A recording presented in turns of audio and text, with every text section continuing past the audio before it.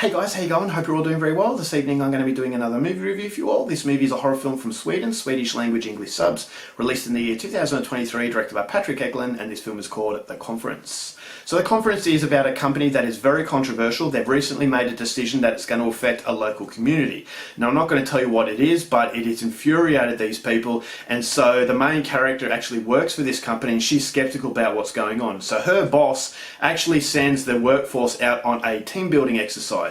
Now this team building exercise is supposed to boost morale and get people's minds off what is going on. It's in the middle of the woods in these very nice cabins, and it seems to be the ideal situation, but this main character realizes a secret behind this company where it's actually quite shifty, very dodgy, but by the time she realizes it, it's already too late. So she's furious, but very soon that fury is going to turn to terror when they realize that there's a psychopath loose in the woods that is picking them off one by one for reasons that are connected to the company. So if this main character wants to survive this onslaught, she's not only going to have to try and steer clear of the killer, but she's also going to have to try and find out the truth. So whether or not she can is something you're going to have to find out for yourself, because that's as far as I'm going with my synopsis.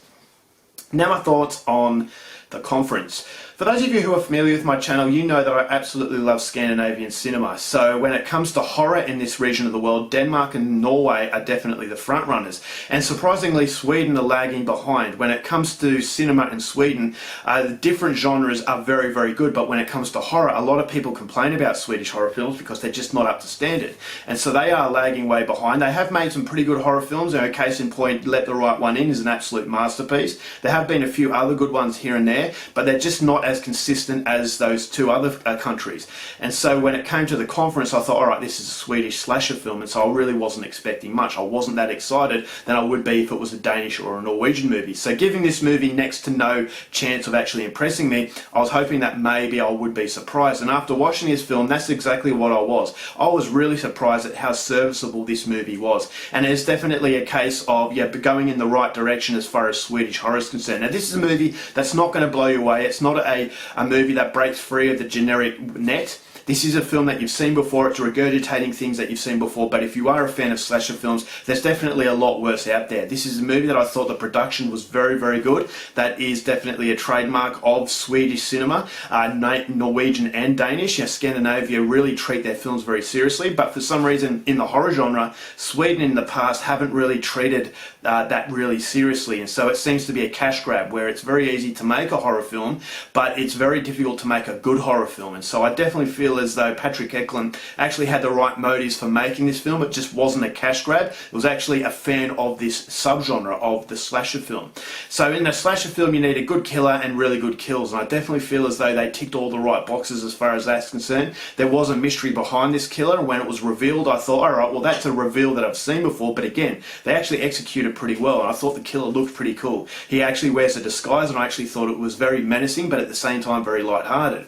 So the movie is light-hearted enough to enjoy, but it's not silly enough to really take you out of the realms of how dark this movie is. The kills are very brutal and in your face, and that's something that I really like. It doesn't overdo the graphic kills, which could be a little bit of a disappointment to some, especially in the slasher subgenre. But for me, I thought the kills were brutal enough to really give you that sense of satisfaction, because the characters aren't that likable. And so that's what you want from a slasher again. You want vessels of pure destruction, people that you don't want to relate to on a personal level because it's not supposed to disturb you. It's supposed to be popcorn horror, and for popcorn horror you need people that you want to see demolished, basically destroyed, and so hence the vessel of destruction. And so I definitely feel as though there is ample individuals in this movie that are lambs to the slaughter. It's basically cannon fodder.